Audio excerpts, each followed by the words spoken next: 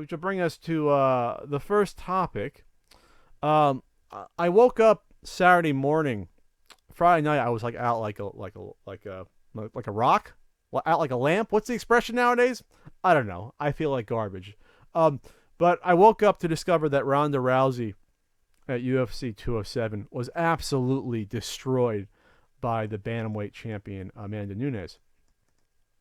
So Amanda Nunes had defeated Misha Tate, who I defeated Holly Holm for the title, who I defeated last November at UFC 193, Ronda Rousey. So Ronda Rousey was a phenom just because, I mean, she really brought female mixed martial arts into the spotlight. Um, she went to Dana White and helped get it into the UFC. Before that, it was with the competitor Strike Force. And then she said, "Hey, Dana, this should be something." And he basically signed on to it. And then she was one of the biggest people in the sport for years, and arguably the biggest person. Now it's Conor McGregor by far for the past year. Uh, and then guys like John Jones constantly getting suspended or fucking up their career. So that aside, Rousey was at least number one or number two in the sport for the past 3 years. Star.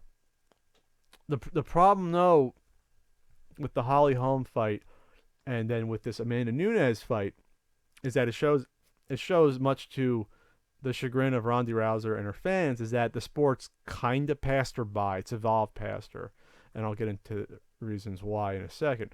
But Rousey showed up determined. She was in the shape of her life. She was as ripped as probably we've seen her, and all the previews building up to it, like, oh, Ronda's back and she's serious about this fight, and she's out for maybe not out for blood, but she's taking this deadly seriously because she was humiliated. She felt humiliated. She fell into a depression after she lost to Holly Holm last November, and she even said she was kind of suicidal following the loss. And that was her first loss in mixed martial arts. So it was a 48-second fight, shockingly one-sided fight. You could even say it was more one-sided than the loss to Holly Holm last year. Amanda Nunes outclassed her in striking, which is what Holly Holm did last year as well. And that was always the big sort of question mark to Ronda Rousey, is that she had big holes in her striking game. And Amanda Nunes, she's a powerful striker. According to other people that know more than me about it, she's arguably the most powerful striker of the women. So she was hitting with pinpoint accuracy and just not, I mean, by the third or fourth punch landed, Rousey was in trouble. The fight was basically over, and it was stopped on a TKO 48 seconds in. And Rousey was shocked, I think. But I think the writing's on the wall that this is it, because it's hard to go from getting destroyed in a fight, losing your championship, saying, "Oh, I'm coming back and now I'm for real," and getting destroyed again. I think that's it for her, and it should be it for her for a couple reasons. One, she has a career outside of MMA waiting for her. She can do movies. Talked about her being in the Roadhouse remake. She's been in stuff already. She was in Expendables 3. So she can go over the same way Gina Carano has gone from mixed martial. Gina Carano was kind of like the first Ronda Rousey, but on a smaller scale. I mean, Gina Carano, if you saw Deadpool, that was Gina Carano in Deadpool. Big, huge-ass movie. She was a mixed martial artist, and now she's an actress as well.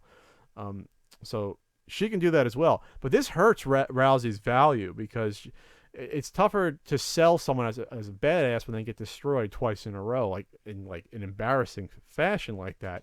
But she got paid $3 million for this fight.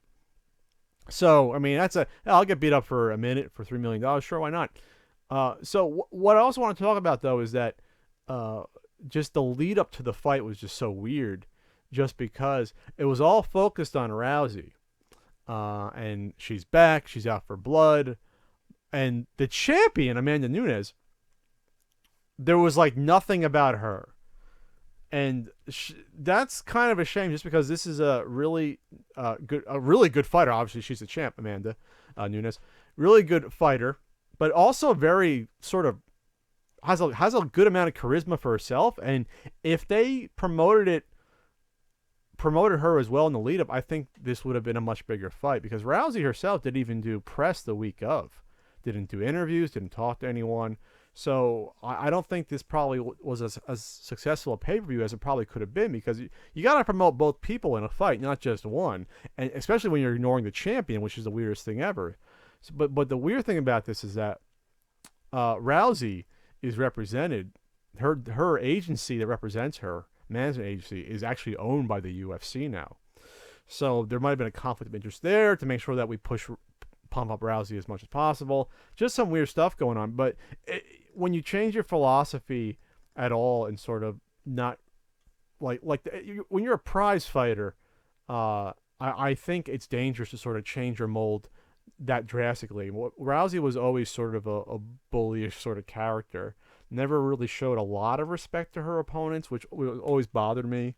You know, she basically called Holly Holm, a bitch in the lead up to the Holly Holm fight, which just not really in the spirit of martial arts. That's a whole other conversation.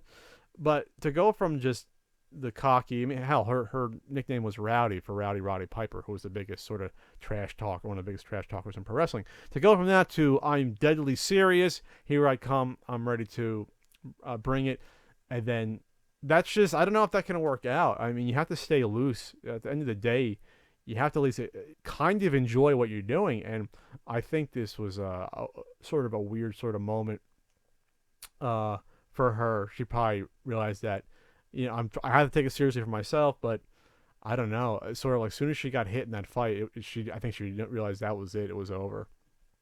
So, I mean, that's all I really have to say about that. But Ronda Rousey was a sort of media phenomenon. She was built up at a time when, again, female mixed martial arts was in its infancy, but now it's caught up. So now, when Rousey was big, and even in like 18 months, the sport can evolve.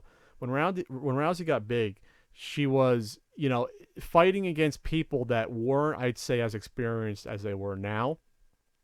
Herself, she's a judo bronze medalist, right? So she's a judo expert. Most of her fights, she finishes people by clinching them up, which means getting in close, grabbing them, doing some sort of judo throw or hip throw, and then arm barring their arm off their bodies, the opponent basically, and forcing the tap. So not necessarily a one-trick pony. That's too simplistic. But being a specialist in one sort of attribute or one martial art, and that doesn't work in mixed martial arts.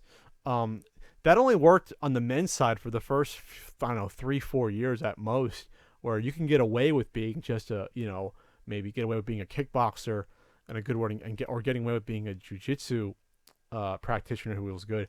But it quickly became apparent that in order to be a successful men's mixed martial artist, mix being the key word, you had to be at least competent all around, whether it's grappling, striking, takedown, defense, submission, defense. You had to at least know a little bit in order to survive. And Rousey never was a really competent striker, and that showed in spades in the Holly Holm fight, where she was outclassed, and now she was outclassed again, and and for some people some people just don't have the aptitude for it.